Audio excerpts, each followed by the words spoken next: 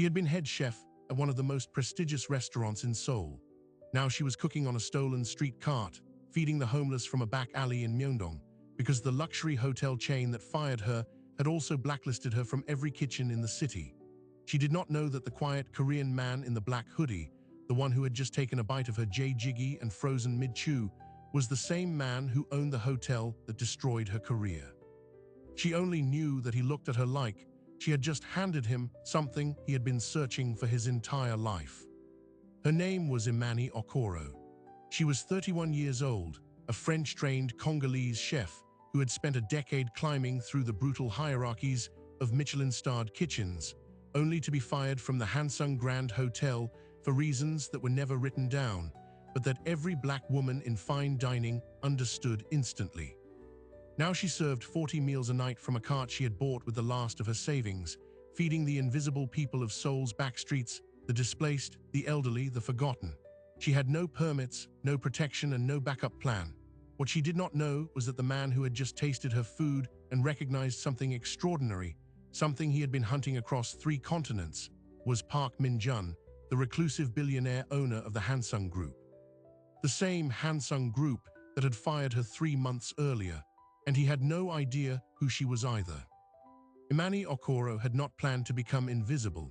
She had trained at Institut Paul Bocuse in Lyon, the most ruthless culinary school in the world, where she graduated top of her class while raising a newborn daughter alone. She had worked the cold station at a 3-star kitchen in Paris, where the head chef threw copper pans at anyone who under-seasoned a sauce, and she never flinched. She arrived in Seoul 4 years ago as the incoming executive sous chef at the Hansung Grand Hotel, the flagship property of the Hansung Group, a 1,200-room luxury tower that dominated the Gangnam skyline like a glass cathedral to money. The hotel's flagship restaurant, Jumgang, had just lost its 2nd Michelin star. The board wanted it back. They recruited Imani from Europe because her technical precision was legendary, because she had been trained in classical French technique but had also spent 3 years studying Korean temple cuisine, because she was, as the food critic for Le Monde had written, a chef who could translate flavor across cultures in ways that felt inevitable. She was supposed to be the future of Jumgang. That was what the recruitment letter said, the future of Jumgang. She lasted 11 months. The resistance started quietly, the way it always does for women who do not resemble the people who have always held power in a room. The executive chef who had hired her, Chef Andreas Voss, resigned abruptly 6 weeks after she arrived, replaced by a man named Kang Do-hyun, who had trained at the same Paris kitchen 20 years earlier and who believed, sincerely and aggressively, that the traditional brigade system was a hierarchy that should not be disrupted by conversations about equity. Kang called her techniques overwrought. He reassigned her from the dinner service to lunch prep. He removed her name from the seasonal tasting menu that she had designed, the one that had been greenlit by Voss, the one that was supposed to launch in the spring. In her final review, Kang wrote 3 lines: technical skill adequate, palate inconsistent, not a cultural fit. He delivered the review with a smile. Imani asked for specific examples of inconsistency. He told her she asked too many questions and that was part of the problem. She was fired on a Tuesday morning in the hotel's basement HR office by a woman who did not look at her face when she handed over the termination paperwork. No reason was written on the form. The box for cause was left blank. The box for severance was also left blank. She had 90 minutes to clear out her locker. But here is what happened next, and it is the part of the story that turned her personal catastrophe into something structural. When Imani began applying to other kitchens in Seoul, the independent fine dining spots, the hotel restaurants, the private clubs, none of them would return her calls. Her emails went unanswered. 3 different headhunters told her, separately, that her name had been flagged in the industry hiring database with a notation that was not explicit but was understood. A sous chef at a restaurant in Itaewon, a Filipina woman who had worked with Imani briefly, met her for coffee and said the words that made everything clear. Someone in Hansung's HR department had circulated her termination to the Korean Hotel Association's internal blacklist. The note attached to her file said, "Insubordinate, uncooperative, do not recommend." None of it was true, all of it was permanent. She had been erased from the industry not by a firing, but by a whisper campaign so efficient she never even saw it happen. This is how black women disappear from professional kitchens, not through dramatic confrontations, but through quiet administrative violence that leaves no fingerprints. She burned through her savings in 6 weeks. The apartment in Hanamdong went first, the one with the view of the river that she had worked 14 years to afford. Then the car, a used Hyundai she had bought with cash. Then the private preschool for her daughter Amara, who was now 7 years old and who did not understand why they were moving to a single room in a basement in Mullydong where the walls sweated in summer. Imani had exactly 2 things left, her knives and her palette. The knives were insured. The palette was what had gotten her through the Bocuse, through Paris, through 11 months of Kang Do-hyun's quiet sabotage. And so one night in late July, with 800,000 won left to her name, she walked into a kitchen supply warehouse in Dongdaemun, bought a used stainless steel steam table, a portable gas burner, and a second-hand street cart that she found listed on a Korean expat forum. The cart had belonged to a man who sold tteokbokki outside Hongik University until his health failed. It was rusted along the bottom edge and the wheels pulled left. She paid 350,000 won for it. She had never operated a street cart before. She had never cooked for anyone who was not paying $300 for a tasting menu. But she knew how to build a broth. She knew how to break down a chicken. She knew that garlic and ginger and gochujang and thyme could produce something that tasted like mercy, and she had been feeding people since she was 9 years old in her grandmother's kitchen in Brazzaville. She could feed people now. The cart opened for business on the 1st of August in a service alley behind Myeongdong, tucked between a 24-hour noribang and a shuttered laundry. She did not have a menu. She made one thing, a jjiggy built on a 48-hour bone broth, deepened with doenjang she fermented herself in the basement kitchen, finished with shiitake and tender brisket and threads of perilla leaf. She charged 2,000 won per bowl, about $1.50, which was not a business model, it was a decision. Her customers were the night workers of the alley, the security guards, the janitors, the elderly women who collected cardboard for recycling, the men who slept in the nearby subway stairwells until the police moved them along. Some of them paid, some of them did not. She fed them all anyway. She had decided in the weeks after the firing that she would rather be poor in a way she chose than successful in a way that required her to become small. This was a very expensive decision. It was also the only one she could live with. 3 weeks into this new life, on a humid Thursday night when the air in the alley was thick as a kitchen at full service, a man in a black hoodie appeared at her cart. She noticed him immediately because he did not look like the rest of her customers. He was too still, the way a person stands when they are used to being watched and have learned to watch back without seeming to. He was Korean, late 30s perhaps, with a dark undercut and a shadow of stubble across his jaw and the kind of broad shoulders that suggested either a gym habit or a very serious security detail. The hoodie was deliberately nondescript, the way very rich people dress when they are trying to be invisible, but the watch on his wrist caught the string lights above the cart and glinted. It was a Patek Philippe, the kind that costs more than the apartment she had lost. She noticed. She did not say anything. She handed him a bowl of jjiggy the way she handed everyone a bowl of jjiggy, without ceremony, because the food was the ceremony. The man took one bite, then he stopped. He set the spoon down very carefully on the edge of the bowl and stared at it as if the broth had just told him a secret he had been trying to overhear for 20 years. He lifted the spoon again. He took a second bite, slower this time, his eyes closing briefly, the way a person listens to a piece of music they have not heard since childhood. He did not speak to her. He did not ask about the ingredients or the technique or the fermentation time. He finished the entire bowl in silence, paid with a 50,000 won note, and walked away into the neon crush of the main street without saying a word. She watched him go. She did not know why her hands were shaking. She did not know that she had just fed the most dangerous man in Seoul. Park Min-jun was not supposed to be in that alley. He owned the alley, or at least the holding company that owned the development firm that was planning to demolish the alley and replace it with a luxury retail complex. He owned the hotel that fired her, the flagship Hansung Grand, where he maintained a private residence on the unmarked 38th floor that no employee was permitted to enter without an escort. He owned the blacklist that had erased her name. What he did not own what he had been searching for across 3 continents and 22 cities and more private kitchens than his security team could track, was the taste of his mother's cooking.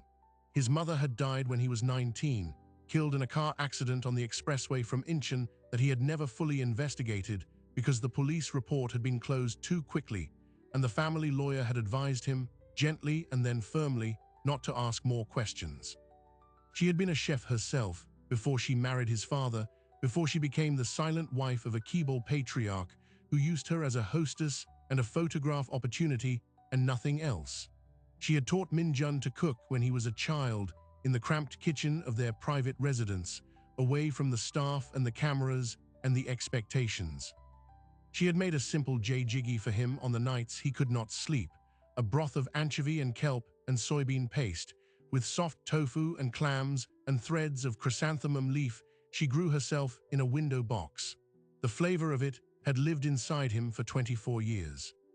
He had never found anyone who could reproduce it, not the 3-star chefs in Paris, not the temple food masters in Jeolla province, not the culinary scientists in Tokyo who ran gas chromatographs on his childhood memories. And then, on a Thursday night in an alley he was supposed to demolish, an anonymous black woman in a stained chef's coat handed him a paper bowl of jjigae, and his mother's voice came back to him, clear and present, across nearly a quarter-century of grief. Min-jun walked to the end of the block and pressed a speed dial number without looking at the screen. His chief of security, a man named Seo Jinwoo who had been with the family for 30 years, answered on the first ring. "Find the woman with the food cart in the Myeongdong service alley," Min-jun said. "I want everything. Her name, her history, where she trained, who she worked for, how she came to be feeding the homeless from a stolen cart." He paused. "The cart is not stolen," Seo said. "It doesn't matter, find her, and don't let her know she's being found." Min-jun hung up and walked back toward the main road and did not sleep for 36 hours, because the taste was still on his tongue and it would not leave him alone, and he did not yet understand that the woman he was hunting was buried inside his own system like a splinter he had never bothered to remove. Seo Jinwoo's report arrived on Min-jun's desk at 11 in the morning, 2 days later. It was a thin file, thinner than it should have been for someone with Imani Okoro's resume, because so much of her professional history in Seoul had been deliberately erased. The file listed her culinary training in Lyon, her Paris apprenticeship, the recruitment to the Hansung Grand Hotel 18 months ago, and then a single line that stopped Min-jun mid-breath. Employment at Hansung Grand Hotel terminated without cause, date March 14th. Reason, not a cultural fit. Department issuing termination. Executive kitchen, under the authority of executive chef Kang Do-hyun. Min-jun closed the file and looked out the window at the skyline he owned and said nothing for a very long time. The woman who had just fed him the only honest thing he had tasted in years had been destroyed by his own hotel, and he had not known, he had never even looked. The report sat on his desk for 3 hours before Min-jun opened it again. He had read the termination line 17 times, each time hoping the words would rearrange themselves into something less damning. They did not a cultural fit. He knew what that phrase meant in his organization. He had signed off on diversity initiatives that his HR department had praised and then ignored. He had never asked what happened to the black female chef he had personally approved for recruitment 2 years ago. He had been busy. He had been traveling. He had assumed, the way people at his level always assume, that the systems they build do not eat their own. But here was the evidence in 11 pages of neatly typed Korean. His system had chewed up a world-class chef and spat her into an alley with a stolen cart. And she was feeding the homeless with the same hands that had earned a Michelin star in Paris. He went back to the alley the following night, and the night after that, and the night after that. He told himself he was conducting research. He told Seo it was reconnaissance. He told his assistant to clear his evening appointments indefinitely. He wore the same black hoodie, the same unpressed jeans, the same black cap pulled low. He waited in line behind men who had not eaten in 2 days and women who lived in the underground pedestrian crossings near City Hall. He watched Imani Okoro ladle her broth with the precision of a surgeon and the warmth of a grandmother. She remembered every face. She asked the old man with the limp about his granddaughter's exams. She gave extra rice to the woman who collected plastic bottles. She never let anyone leave hungry. And every time he stepped to the front of her line, she looked at him with those careful, assessing eyes, and said nothing about his watch or his posture or the fact that he clearly did not belong in this alley. She just handed him a bowl and said, "You came back." It was not a question. "The broth," he said on the fourth visit, setting his spoon down. "There's something in it I can't identify, something floral." She looked at him for a long moment, a moment that felt like an audit of his sincerity. "Perilla leaf, it's chrysanthemum. You use chrysanthemum in the final bloom of the broth. It's subtle, most people don't notice." He felt the floor of his chest drop. His mother's window box, the chrysanthemum she grew, the thing he had never told anyone. He had not spoken that detail out loud in 24 years. "Where did you learn that?" he said, and his voice came out wrong, too tight, too careful. She shrugged one shoulder. "An old woman at the temple in Jirisan taught me. I spent a year there after culinary school. I wanted to understand why Korean food tastes like memory." He nodded. He could not speak. She did not push. She turned to the next customer, but as he walked away, she called after him. "You didn't tell me your name." He hesitated. "Min," he said, "just Min." The syllable that made him sound like 100,000 other Korean men instead of the one who owned the block she was standing on. Her daughter appeared at the cart on a Saturday night, 2 weeks into his visits. Amara was 7, tall for her age, with her mother's eyes and her mother's directness and braids that swung when she talked. She was sitting on an overturned milk crate beside the cart, doing math homework with a pencil she had sharpened down to a stub when Minjun stepped into the light. Amara looked up, assessed him with the speed of a child who has learned to read adults quickly because adults are the people who make decisions that affect her life, and said, "You're the rich man who keeps coming here." Imani's head snapped up. "Amara, what? His watch is worth more than the cart." I looked it up. Minjun, who had faced hostile takeover attempts and government regulators and a Korean press corps that wanted his head on a platter, found himself momentarily disarmed by a 7-year-old. "It was a gift," he said, "from my mother." Amara considered this. "That's a good reason," she said, and went back to her homework. That was the night something shifted. Imani let him stay after the cart closed, after the last customer shuffled away into the dark, after the string lights above them became the only light in the alley. She poured him a cup of barley tea from a thermos and sat on the cart's lowered serving counter and asked him finally what he did for a living. He said he worked in hospitality. She laughed, a dry sound with no joy in it. "Then you know what it's like," she said. "The people who run that industry, the way they decide who gets a chance and who doesn't." He did not answer. He could not. He was the people who ran that industry. He was the person who had done this to her without even looking. And he was sitting across from her now, drinking her tea, feeling the particular, precise pain of a man who has just discovered he is the villain in someone else's story. Seo Jinwoo called him at midnight 2 days later. "We found the source of the blacklist notation," Seo said, his voice flat in the way it only went flat when he was delivering news he knew would cause destruction. It was not Kang Do-hyun. He was the instrument, not the author. The directive came from the Strategic Operations Office, specifically from Director Jae Soo-jin. Minjun closed his eyes. Jae Soo-jin was the daughter of the Hansung Group's chairman emeritus, the niece of the founding family's patriarch, the woman his mother's will had all but named as his future wife. She was brilliant and polished and cold as a winter dock. She had been running the hotel's expansion into Southeast Asia for 3 years. She was also, Minjun had discovered 6 months earlier, systematically consolidating influence over the hotel's internal systems, HR, security, the blacklist that governed who worked and who did not. She had built a parallel infrastructure beneath his organization, and he had allowed it because confronting her would have meant confronting his entire board, his shareholders, the fragile piece that had held the Hansung Group together since his mother's death. He had traded justice for stability. And Imani Okoro had paid the price. "Why," he said, "why would she target a chef she had never met?" Seo paused. "Because Chef Okoro was your recruit, sir. You personally approved her hire. You sent the recruitment letter. You told the board she was the future of the culinary program." There was a silence on the line, the kind that holds a calculation. "Jae Soo-jin has been removing anyone loyal to you from the senior ranks for 2 years now. Chefs, managers, directors. Anyone who might support your independence from the old guard. Chef Okoro was not fired because she was a bad cultural fit.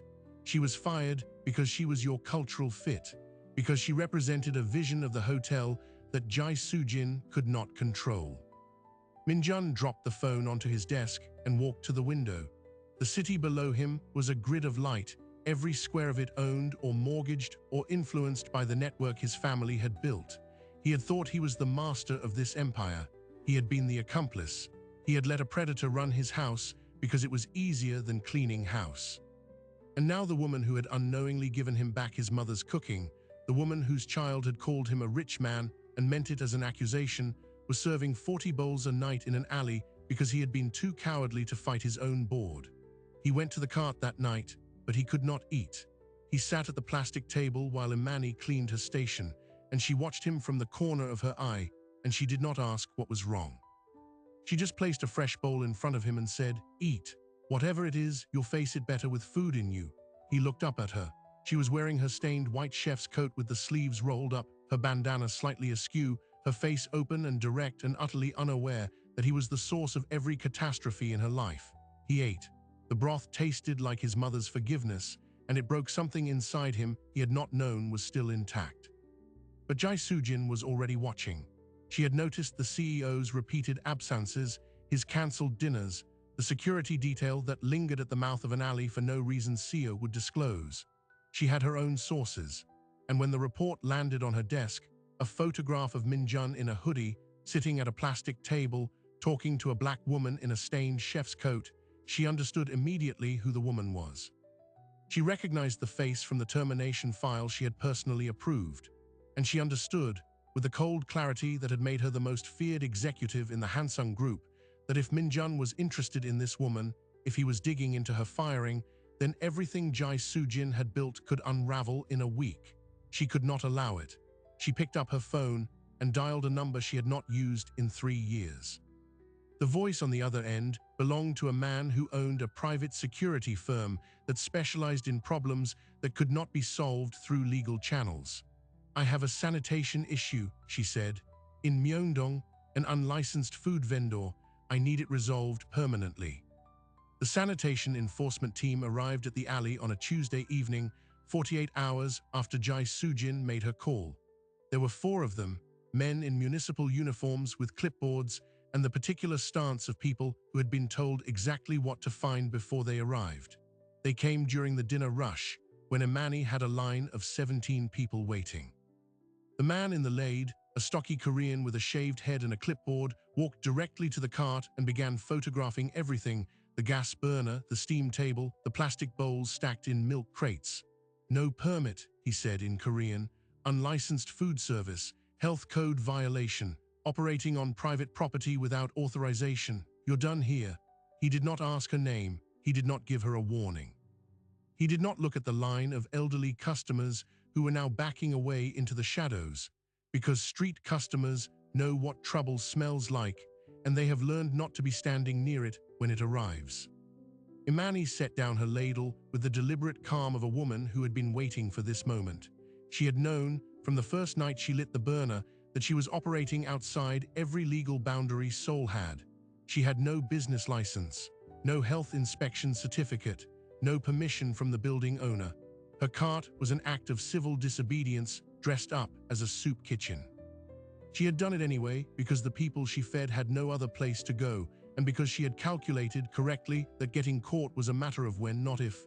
"I understand," she said in Korean, her accent precise and unhurried. "I'll close the cart."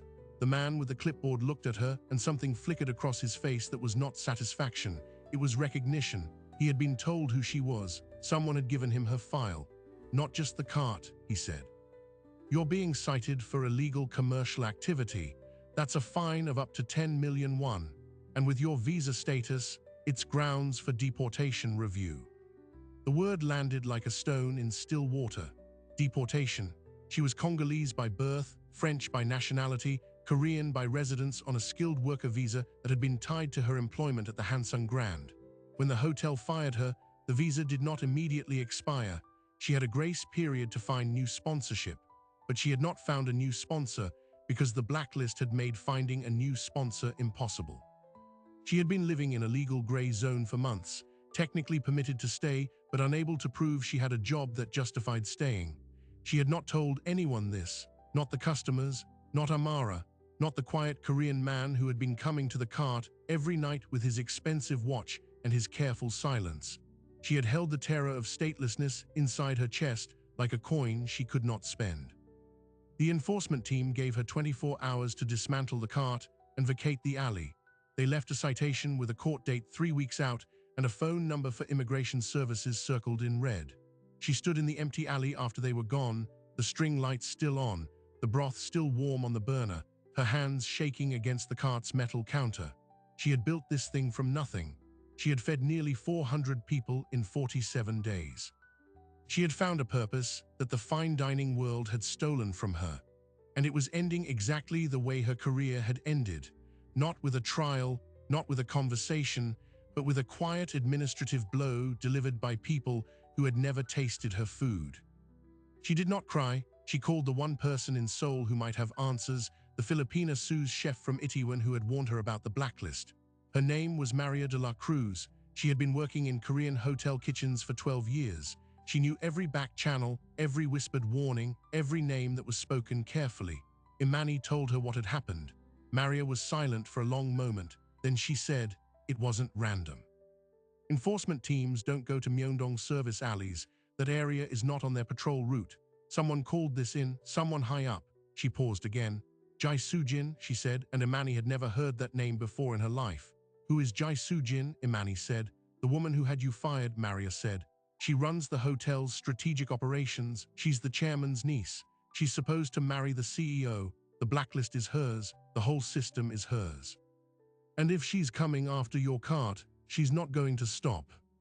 The pieces were falling into place now, not gently, not one at a time, but like a ceiling collapsing. Imani sat on the milk crate where Amara usually did her homework and tried to breathe through the weight of what she was understanding. She had been carrying a story about what happened to her, that she had been fired by a mediocre chef who felt threatened by her, that the blacklist was just the restaurant industry being the restaurant industry, that her erasure was personal and small and contained. But it was not small. She had not been fired because Kang Do-hyun was insecure. She had been targeted by a woman she had never met, inside a system designed to remove anyone who did not fit the shape of power. And now that same system was trying to deport her.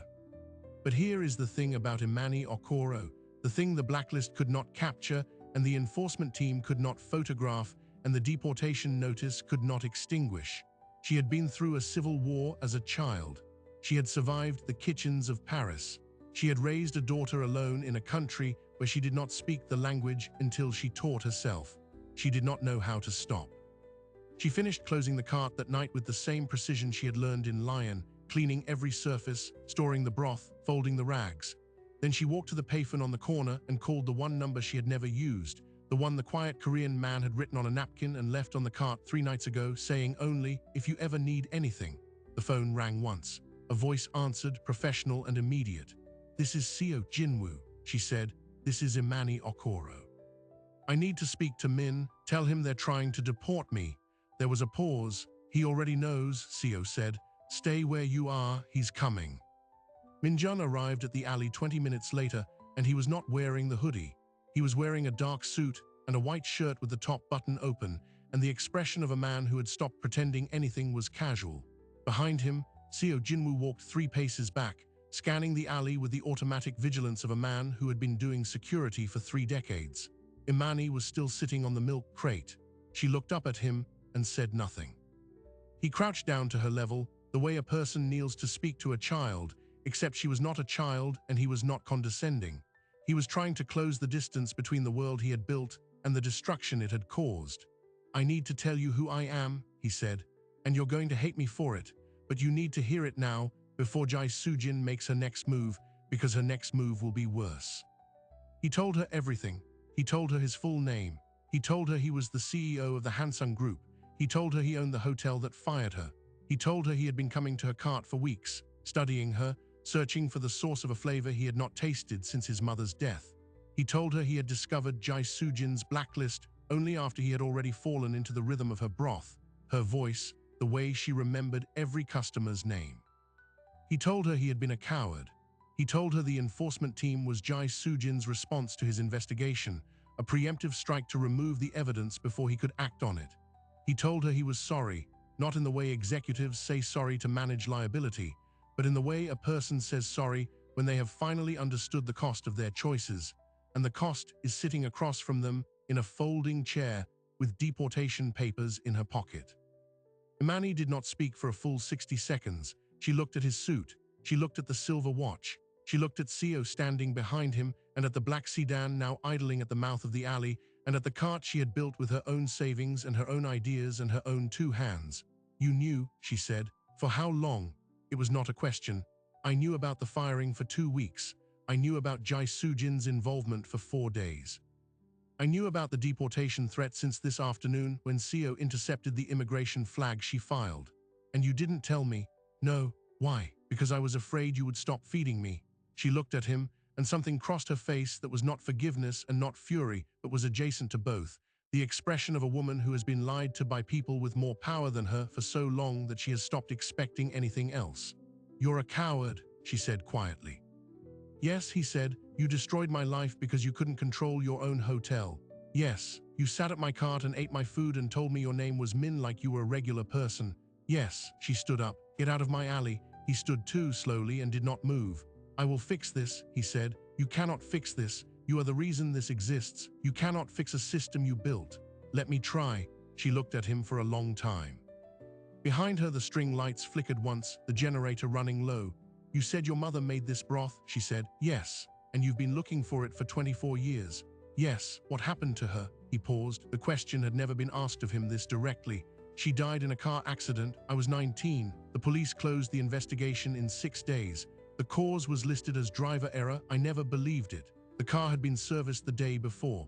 The brake lines failed. The service report was altered after her death." Imani stared at him. "Who altered it?" "I didn't know. I've been trying to find out for 24 years. 2 months ago, Sio found a financial record, a payment from a Hansung Group corporate account to the service station made 3 days before the accident, authorized by the chairman's office, by my father's brother, by the man who would have controlled the company if my mother had not been there to protect my inheritance." The words hung in the alley like a vapor. "Your father's brother," Imani said slowly, "who is also Jai Sujin's father." Minjun nodded. "Jai Hwan Shik. He and his daughter have been running a parallel operation inside the Hansung Group for 30 years. My mother was the only person who could expose them. When she died, their path cleared. Jai Sujin was positioned to marry me. The blacklist was built to remove anyone loyal to my vision. Your firing was not personal, it was structural. You were one name on a list of dozens." The world tilted.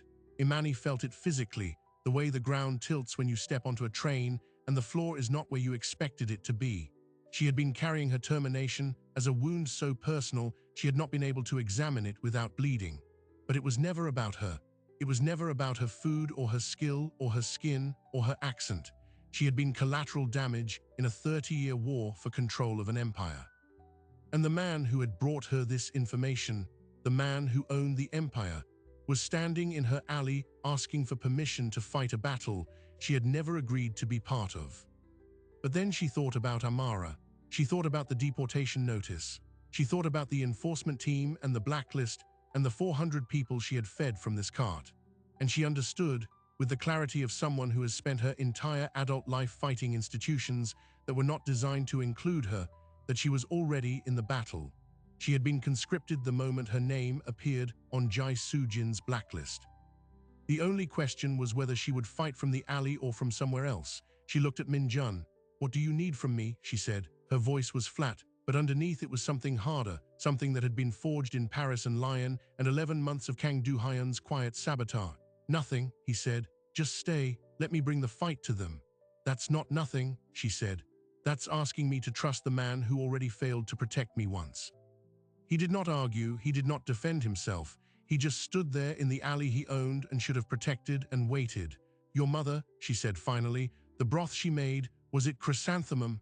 "Yes." "From a window box?" "Yes." "And you never told anyone that detail?" "No one, it was our secret." The string lights dimmed as the generator gave a final wheeze and died. The alley went dark except for the neon glow from the Noribang on the corner, pink and blue and indifferent. In the dark, Imani said, "I will wait, not because I trust you, because I want to watch you burn down the system that did this to me. I want to see Jai Sujin lose, And I want my daughter to grow up in a world where women like us don't have to fight this hard to feed people." There was a silence. Then Minjun said, quiet as a promise, "You will see it. I swear it on my mother's memory." And somewhere in the dark, from the back seat of the black sedan where she had been waiting with Seo, Amara's voice piped up, clear and perfectly timed. "Good. Now can we get dinner? I'm hungry and Mama's cart is closed." The battle, Minjun promised, did not take long to begin. Within 48 hours, Seo Jinwoo had assembled a file that would unravel a 30-year conspiracy. It contained the altered service report from the day Minjun's mother died, the financial records linking Jai Hwanshik's office to the brake line tampering, the internal memos that showed Jai Soo-jin had personally ordered Imani's termination and the blacklist warning that followed, and a trail of 12 other employees similarly erased from the Hansung Group for the crime of loyalty to the CEO's vision. Minjun did not take the file to the police. He took it directly to an emergency meeting of the Hansung Group board, called at 7 in the morning on a Thursday, with no prior notice to the chairman's wing of the family. Jai Hwanshik and his daughter walked into the conference room expecting a budget review. They found a tribunal. Minjun stood at the head of the table in the same black suit he had worn the night he told Imani the truth, and he laid out the evidence point by point, his voice quiet and even and more lethal for its control. He presented the brake line report. He presented the payment records. He presented Jai Soo-jin's email instructing HR to blacklist a chef who had never been given a warning. He presented the immigration flag she had filed against Imani Okoro, a woman whose only crime was serving food to the hungry. And then he presented the final item, a recording of Jai Soo-jin's call to the private security firm, the one ordering a sanitation issue to be resolved permanently. Seo had obtained it through channels Minjun did not detail and the board did not ask about. The room went silent for 90 seconds after the recording ended. Jai Soo-jin's face had gone white as a winter sky. Her father tried to speak, and Minjun raised one hand, a gesture so final it cut the air. "You will have your opportunity to respond," Minjun said, "in court." By noon that day, Jai Hwanshik and Jai Soo-jin had been removed from all board positions and escorted from the building by security. The Hansung Group's legal team filed a criminal complaint with the Seoul Central District Prosecutor's Office within the hour. The blacklist was officially dissolved, and a corporate-wide email went out from the CEO's office acknowledging the wrongful terminations and offering reinstatement with full back pay and public apology to every employee affected. Imani Okoro's name was at the top of that list. But Imani did not return to the Hansung Grand Hotel as a sous chef. She had no interest in walking back into the kitchen that had broken her. When Minjun called her to say her record was cleared, her visa sponsorship restored, her name legally scrubbed of every false mark, she listened in silence and then said, "That's good. What about my cart?" Minjun paused. "The cart was confiscated. I know, I want it back." He did not ask why. He sent Seo to retrieve it from the municipal impound lot. The cart was returned to her the next morning, dented on one corner from the enforcement team's rough handling, but otherwise intact. She inspected it, ran her hand along the rusted edge and said, "Now I need a permit." Minjun did something then that surprised everyone in his orbit, including himself. He did not offer her a restaurant. He did not offer her a position. He asked her what she wanted to build, and then he got out of the way. The Hansung Group's Community Relations Division, newly purged of Jai Soo-jin's loyalists, worked with the city government to fast-track a pilot program for licensed street food vendors serving low-income neighborhoods. Imani was the first applicant. She called her cart J Jiggy for Justice, and she served the same 48-hour bone broth, the same chrysanthemum bloom at the end, the same pay-what-you-can model. Within 3 months, 9 other carts had joined her program, run by former restaurant workers who had been pushed out by the industry, a Korean grandmother who had cooked at a jakjip for 20 years before it was demolished, a Vietnamese immigrant whose pho recipe had been stolen by her previous employer, a North Korean defector whose hand-pulled noodles were a direct line to a home she could never visit. The alley in Myeongdong became a permanent food market, lit with string lights that stayed on all night, and the city officially renamed it Okoro Alley by community petition. Minjun still came to the cart 3 nights a week. He no longer wore the hoodie, He came as himself, in whatever he had worn to the office that day, and he sat at the same plastic table and ate the same broth, and Imani watched him from behind the steam table with the expression of a woman who had stopped being surprised by his presence but had not yet decided what to call it. Amara had decided. She had taken to calling him Appa Min, which made him flinch the first time and then after a long pause made him say, "Is that what you want to call me?" Amara shrugged, a gesture she had learned from her mother. "You're here all the time, you help with my math homework, you brought my mom her cart back. What else would I call you?" He looked at Imani. She was ladling broth into a bowl and did not look up. "She's very independent in her decision-making," Imani said. "I wonder where she learned that." Minjun cracked a smile, the first full smile Imani had ever seen on him, and something in the air between them shifted permanently. 6 months after the board meeting, on a clear autumn evening, when the persimmon trees along the Han River had turned orange, Minjun took Imani to the temple in Jirisan where she had learned the chrysanthemum broth. He had asked her to show him the place, and she had agreed, not knowing that he had another reason. The old woman who had taught her, a tiny Buddhist nun with hands like knotted wood and eyes that missed nothing, was still there. She greeted Imani with a bow and looked at Minjun for a very long time before speaking. "You have your mother's face," she said in Korean. Minjun went still. "You knew my mother?" The old woman nodded. "I taught her to cook. She came here every year, even after she married, even after you were born. She would sit in this kitchen and make the same broth, the same chrysanthemum, the same careful bloom. She told me she was saving it for you. She said one day you would come looking for it, and when you did, I was to tell you that the flavor is not in the ingredients. It is in the love you bring to the pot. She said you would understand when you found someone worth cooking for." The old woman looked at Imani, then back at Minjun. "It took you 24 years, but you found her, and you found the right woman to make it." Imani stood in the temple kitchen, her hands clasped in front of her, tears running silently down her face. Minjun turned to her and took both her hands, and for the first time since this began, he did not try to control his voice. "You gave me back my mother," he said, "not just her cooking, her. The part of her I thought I had lost forever. You carried her secret without knowing it. You fed it to me on a paper bowl in an alley while I was still your worst enemy. You are the most extraordinary person I have ever met, and I have been looking for a way to tell you that since the first bite." He paused, and the old woman smiled and turned away to tend her stove, granting them the privacy her kitchen could offer. "Imani Okoro," Minjun said quietly, "I am not asking you to forgive what my family did to you. I am asking you to let me spend the rest of my life trying to earn it." She looked at him, this man who owned a third of Seoul and had been brought to his knees by a bowl of soup, who had dismantled his own empire's corruption because the right woman made him look at it, who had returned her cart and built her a street and called her by her full name when the world had tried to make her small. She thought about her grandmother in Brazzaville, who had told her that the right love doesn't diminish you, it makes you more of what you already are. She thought about her daughter, who had known this man was family before either of them had admitted it. She thought about the chrysanthemum blooming in the broth, the secret his mother had planted for him to find, and how she had carried it across oceans without knowing.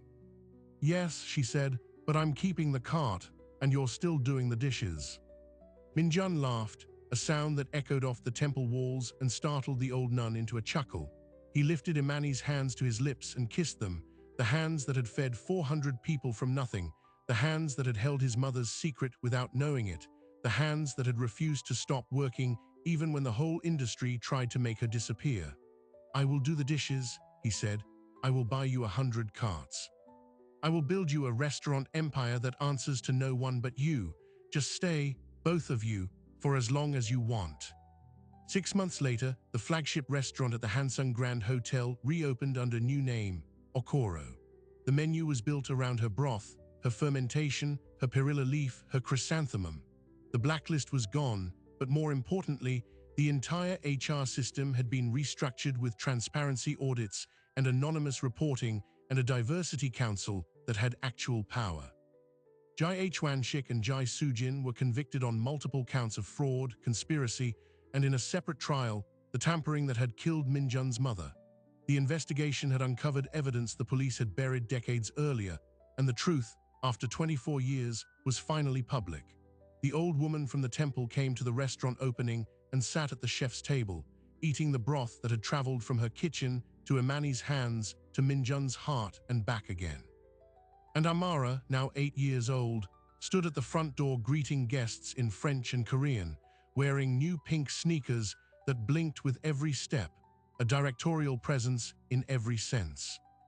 Imani Okoro had come to Seoul with a suitcase and a 3-year-old, and a particular determination to build a life in an industry that had never been built for her.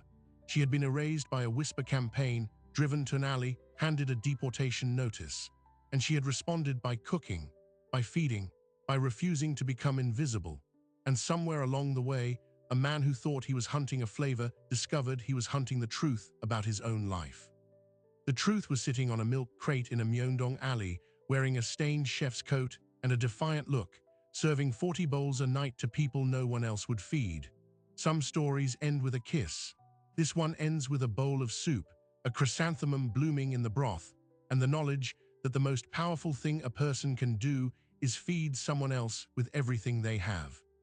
The story of Imani Okoro is not just about one woman. It is about an industry that loses its best talent not because they lack skill, but because they lack the right shape of belonging. Across the world, women of color in professional kitchens face barriers that are rarely as visible as a locked door. They show up as an HR notation, a missing invitation to a tasting, a hoodie-clad CEO who never thinks to ask what happens to the chef he personally recruited. A blacklist does not need to be written down to function. It only needs the people who run the system to look away. And when they do, the people who feed us become invisible. Imani was invisible for 47 days, feeding the hungry from a stolen cart, while the luxury tower that fired her glowed in the skyline behind her. She was invisible to the board, to the blacklist, to the deportation system, to every mechanism designed to make her someone else's problem. But she was never invisible to the old woman with the cardboard cart, or the security guard with the bad knee, or the 7-year-old who did her math homework on a milk crate. She was never invisible to the people she fed. That is the tension at the center of this story, and it is a tension that every immigrant, every woman of color, every person who has been told they are not a cultural fit will recognize. The institutions that measure your value in profit margins, that decide your worth with a checkbox, that erase you with a quiet administrative motion, those institutions are powerful, but they cannot touch the meal you place in someone's hands. They cannot touch the broth that tastes like memory. Minjun dismantled a conspiracy that had killed his mother and betrayed his name. He rebuilt his company from the inside out, but the thing that actually changed him, the thing he had been searching for across 3 continents, was not a business victory. It was a bowl of jjigae made by a woman who did not know she was carrying his past in her recipe box. Imani gave him back his mother, but she also gave him back himself, the version of himself that existed before the empire demanded he become someone else. That is what good food does. It returns you to where you came from. The alley in Myeongdong is still there, now with a permanent market and a sign that reads Okoro Alley in Korean and French. Amara is 9, and she still wears blinking sneakers, and she still introduces Minjun to strangers as my appa, with the absolute authority of a child who has decided what is true. Imani still runs her cart 3 nights a week, even though she now has a Michelin-starred restaurant and a cookbook and invitations to speak at culinary institutes across Asia. She keeps the cart because it reminds her of the 47 days when she had nothing except her knives and her palette and her refusal to disappear. She keeps it because some truths are only visible from the ground. If this story stays with you, it is probably because you know what it means to be underestimated, to be erased, to be told that your presence is a problem. And if you know someone who is feeding people against the odds, someone whose work is invisible to the systems that should support it, maybe the move is not just to admire them from a distance. Maybe the move is to pull up a chair, take a bowl, and taste what they have been offering all along. Thank you for watching. This story was made with the real experiences of restaurant workers, street vendors, and women of color in mind. If it reminded you of someone, or if you have a word for Imani or for anyone fighting a system that was not built for them, drop it in the comments below. We read them. We remember them. Like, share, subscribe, but most of all, go feed someone. You never know what you might hand back to them. We will see you in the next story.